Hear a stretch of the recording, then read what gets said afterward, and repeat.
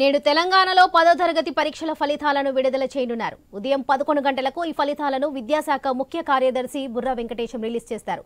ఈ ఏడాది మార్చి 18 నుంచి ఏప్రిల్ 2 వరకు జరిగిన పరీక్షలను 5,08,385 మంది విద్యార్థులు రాశారు.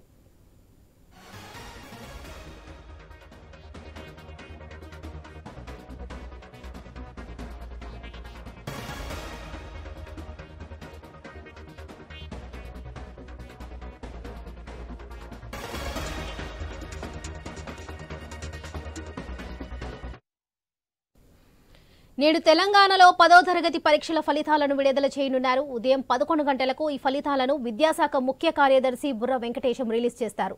ఈ ఏడాది మార్చి 18 నుంచి ఏప్రిల్ 2 వరకు జరిగిన పరీక్షలను 5,08,385 మంది విద్యార్థులు రాశారు.